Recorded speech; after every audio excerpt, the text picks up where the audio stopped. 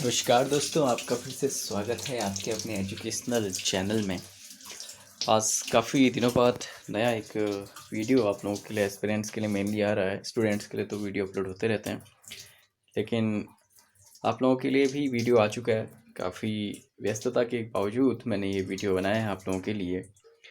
तो इसमें गद्यांश से संबंधित जो आप लोगों के क्वेरी रहते हैं कि गद्यांश को हमने कैसे पढ़ना है, इस बारे में मैं आपको लिए बहुत वीडियोस पहले भी बना चुका हूँ आपके लिए, और आज मैं फिर से लेकर आया हूँ। ठीक है, पहले हम एक बार थोरोली पढ़ लेते हैं गद्यांश को, फिर क्वेश्चंस के आधार पर एग्ज़ाम में कितने मार्क्स का ये है और कितने क्वेश्चन आपके छूट रहे हैं, उस हिसाब से तो आप अपनी स्पीड बना लेंगे। लेकिन गद्यांश जितने ज़्यादा सॉल्व करेंगे उतनी अच्छी स्पीड बनेगी। तो चलिए सुनते हैं। निम्नलिखित अवतरण को ध्यानपूर्वक पढ़िए और उससे संबंधित प्रश्न संख्या 131 से 135 के दिए गए विकल्पों में से सही विकल्प का चयन कीजिए। ठीक है, इसमें जो सही विकल्प हैं उसका चयन करना है। तो पहले हम गद्यांश को पढ़ लेते हैं। जिस सौंदर्य की भावना में मग्न होकर मनुष्य अपनी पृथक सत्ता की प्रतीति का विसर्जन करता है, ठीक है, सत्ता होगा, गलत छपा है, वह अवश्य एक दिव्य विभूति है। भक्त लोग अपनी उपासना या ध्यान में इसी विभूति का अवलंबन करते हैं। तुलसी और सूर ऐसे सगुणोपासक भक्तराम और कृष्ण की सौंदर्य भावना में मग्न होकर ऐसी मंगल दशा का अनुभव कर गए हैं जिसके सामने कैवल्य या मुक्ति की कामना का पता नहीं चल लगता।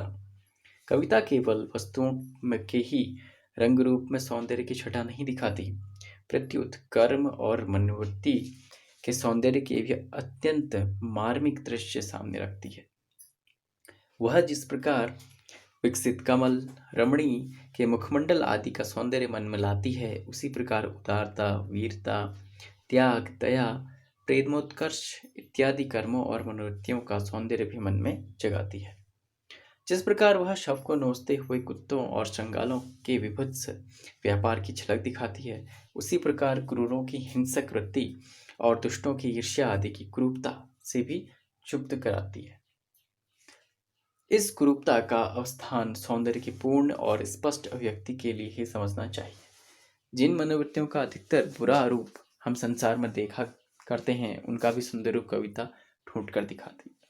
तो आपको यहाँ पे पता चल गया होगा कि इस गद्य के माध्यम से कविता की विशेषता बताई है कि कविता हमें कविता अपने माध्यम से हमें किस तरह अलग अलग मनोवृत्तियों का अनुभव कराती है। तो दिव्य विभूति क्या है? तो दिव्य विभूति उसे कहा जाता है जो परम सत्ता के साथ तदागार होने का मंगल अनुभव प्राप्त करे। अगला प्रश्न है, कवि की दृष्टि में सौंदर्य कहाँ है?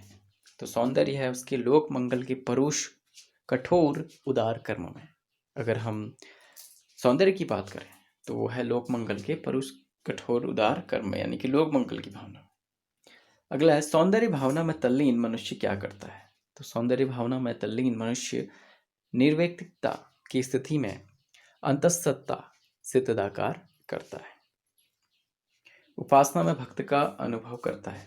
तो उपासना में भक्त पृथक सत्ता का प्रतीति का विसर्जन का अनुभव करता है।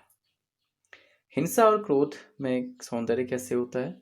कवि द्वारा सौंदर्य चित्रण के भाव से। ठीक है, वो अभी हमने लास्ट में ही पढ़ा था कि जो अधिकतर बुरा रूप हम संसार में जिन मनोवृत्तियों का देखते हैं, उनका भी सुंदर रूप जो है कविता प्रदर्शित कर सकती है।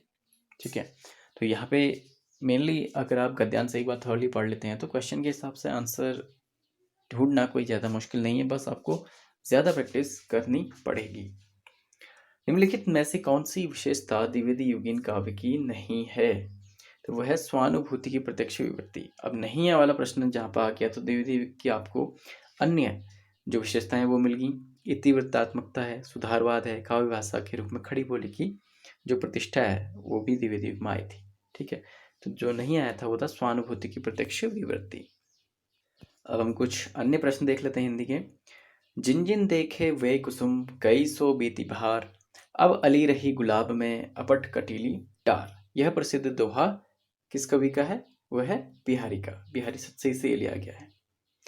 छायावाद के संदर्भ में कौन सा कथन असत्य है? तो यह है छायावादी काव्य में अनुभूति की प्रधानता के कारण उसे स्थूल के प्रति सूक्ष्म का विद्रोह माना गया है, ऐसा नहीं है। ठीक है, अगला प्रश्न है, निम्नलिखित में से कौन सी गीति काव्य की विशेषता नहीं है? तो वह है स्वानुभूति की अभिव्यक्ति। अगला प्रश्न है, मीराबाई की उपासना पद्धति किस प्रकार थी? तो वो थी सख्य भाव की। ठीक है, कृष्ण को अपना वो सखा मानती थी।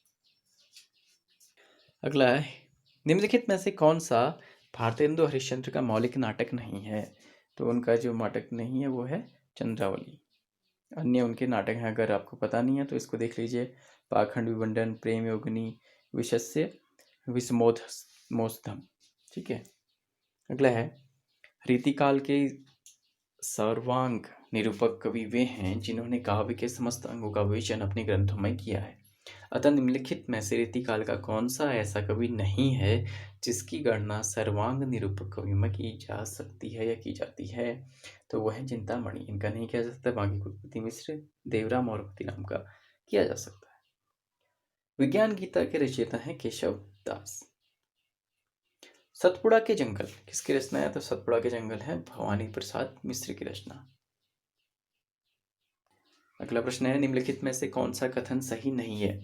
नई कविता वादों के प्रति प्रतिबद्ध होकर अपने कथ्य और दृष्टि में सीमित है। तो ये कथन सही नहीं है। ठीक है, सीमित नहीं है कहीं पे भी। निम्नलिखित में से कौन सी काव्य कृति महादेवी वर्मा की है? तो उनका सांध्य गीत है, ये बहुत फेमस है। खड़ी बोली का प्रथम महाकाव्य प्रिय प्रवास को माना जाता है।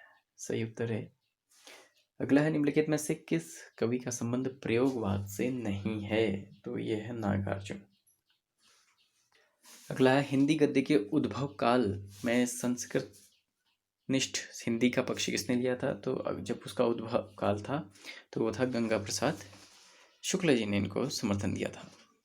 सन 1800 ईस्वी में फोर्ट विलियम कॉलेज की स्थापना मॉक्विस वेलेस्ली ने की थी। निम्नलिखित में से किस ऐतिहासिक नाटक की रचना भारतेंदु युग के नाटककार श्रीनिवास ने की थी? वो थी नील देवी। काव्य में लोकमंगल की अवधारणा के संस्थापक कौन थे? आचार्य हजारी प्रसाद द्विवेदी।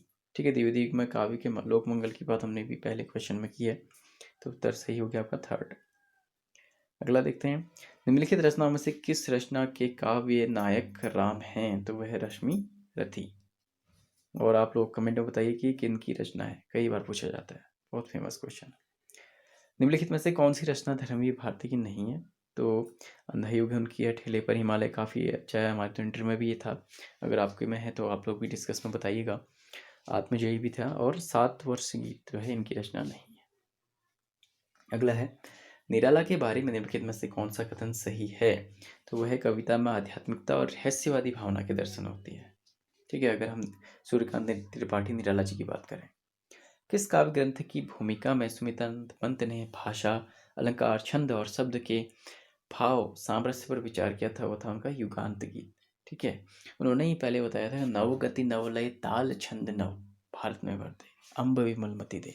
ठीक है, तो उन्होंने ही जो है नया जो पहले एक पौराणिक चला आ रहा था, तो उन्होंने छंद में जो इतने भी बात के नए नए छंद आए, हिंदी के विद्यार्थी और ज़्यादा अच्छे से हमें बता सकते हैं, तो उनका लाना एक तरह से कह सकते हैं कि ये की देन है। अगला, निम्नलिखित में से कौन सा युग्म संगत है? तो सही जो है यहाँ पर केवल एक है, काव्य और कला तथा अन्य निबंध जो है ये जयशंकर प्रसाद के हैं। निम्नलिखित में से कौन सा युग्म संगत है? तो यह है वैदेही वनवास माखनलाल चतुर्वेदी की कृति है, और सब गलत हैं। निम्नलिखित में से कौन सा युग्म असंगत है? फिर से असंगत पूछा गया है, तो इसका मतलब देखिए आप लोगों को दोस्तों कितनी ज़्यादा प्रैक्टिस करनी है अपने हिसाब से, कि आप लोग सही सही पढ़ के जाएं, क्योंकि संगत वाला तो अधिकतर आप लोग बता सकते हैं, ठीक है, सही नहीं है। असंगत वाला तो अभी चलिए इसमें एक प्रश्न आ गया कि आपने अलग कर दिया, कि बाकी 3 आपको पता हो जाएंगे, ठीक है, इजीली। तो हिंदी साहित्य का दूसरा इतिहास, ये इनकी कृति नहीं है। नेक्स्ट है, कहानी लेखन में निम्नलिखित में से किस तत्व की आवश्यकता नहीं होती है? तो वह है यथासंभव तुक और लय का ध्यान रखना, इतना आवश्यक नहीं होता है। ठीक है, अगर आप लोगों को जैसे असंगत वाला प्रश्न बचाया, मैंने पहले भी कहा था, तो संगत वाले में जैसे हिंदी साहित्य का इतिहास रामचंद्र शुक्ल की कृति है, ये आपको पता हो चल गया। दूसरा हिंदी साहित्य का आलोचनात्मक इतिहास राम कुमार वर्मा की कृति है। ऐसे ही हिंदी साहित्य का वैज्ञानिक इतिहास गणपति चंद्रगुप्त की कृति है। तो आपको ये 3 पता चल गया। ठीक है, ऐसे भाई फायदा हो जाता है। अगला प्रश्न देख लेते हैं, निम्नलिखित में से कौन सा युग्म असंगत है? फिर से कुछ प्रश्न आया है, तो वह है वसंती, जो है भीष्म दान की कृति नहीं है।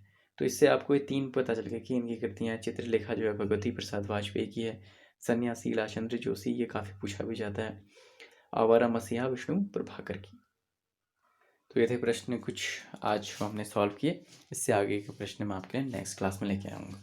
ठीक है, आप लोगों को अगर वीडियो अच्छी लगी तो लाइक कीजिएगा और ज़्यादा से ज़्यादा सब्सक्राइब कीजिएगा, अपने फ्रेंड्स में भी शेयर कीजिएगा। जो भी अगर आप किसी भी कंपटीशन की तैयारी कर रहे हैं, मेनली टीचिंग एग्ज़ाम्स की अगर तैयारी कर रहे हैं या हिंदी के एग्ज़ाम की तैयारी कभी कर रहे हैं, तो ये आप किसी भी मीडियम, हिंदी मीडियम से अगर हैं, इंग्लिश मीडियम से अगर हैं, अगर आपको हिंदी सब्जेक्ट पढ़ना है किसी कम्पिटिटिव एग्ज़ाम में, तो यहाँ पे ये वीडियो आपके लिए अच्छे हैं।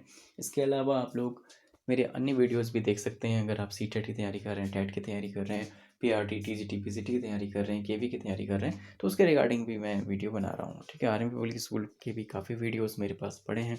तो आप लोग प्लेलिस्ट में अगर एक बार जाएंगे तो आपको पता चल जाएगा कि ओवरऑल एजुकेशनल चैनल है और एजुकेशन से संबंधित इसमें बहुत सी वीडियोस आपको मिलेंगे। तो मिलते हैं आपसे नेक्स्ट क्लास में। तो के लिए bye bye and take care friends. Thank you.